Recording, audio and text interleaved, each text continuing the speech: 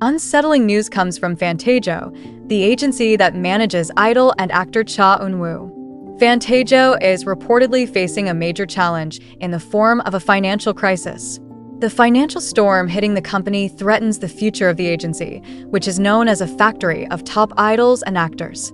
The main issue for Fantagio is its mounting debt that must be repaid soon. First, there is a tax bill from the Seoul Regional Tax Office amounting to 8.2 billion won, $6 million, due on October 31st. On top of that, there is a bond debt worth 13 billion won, $9.6 million, maturing in November. Altogether, Fantagio must repay over 21 billion won, while the company only had 11 billion won in cash as of the end of March. This means Fantagio needs a large injection of funds to cover all its obligations. The crisis worsens as Cha Eun Woo, the agency's biggest superstar, is currently serving in the military. Reports indicate that Fantagio's revenue has heavily relied on Cha Eun Woo, who contributed to more than half of the company's total income by the end of 2023. Without him, the agency's earnings are expected to drop significantly. Fantagio had prepared a backup plan to maintain revenue, namely producing a historical drama titled Uenyo de Jangjeom.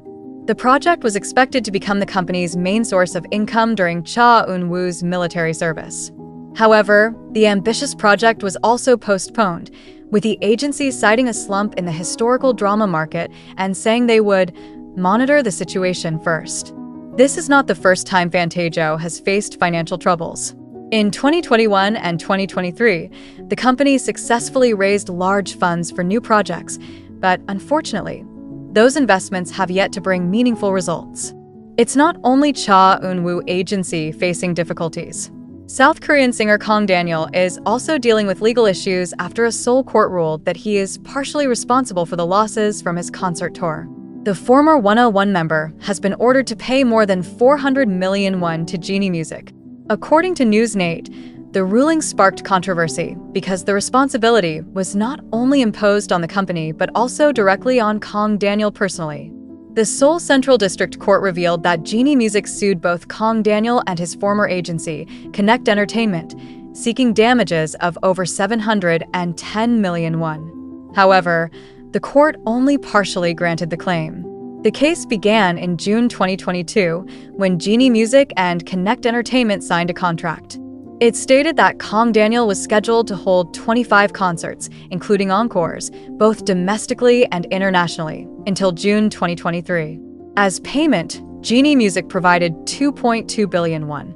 The contract also stipulated that if concert revenue failed to cover the 2.2 billion won production cost, the shortfall had to be covered with additional concerts. Unfortunately, even though Kang Daniel performed in Seoul, the Philippines, and Thailand, the total revenue only reached 1.48 billion won. The judge ruled that because Kang Daniel signed the performance confirmation attached to the contract, he shared responsibility with Connect Entertainment for the losses. However, the court also highlighted that Genie Music only issued a default notice 11 months after the contract ended, making it difficult to hold Kang Daniel solely accountable. Kang Daniel's new agency, ERA, immediately rejected the ruling. They argued that it was unfair for a contract between companies to drag an artist into direct legal liability.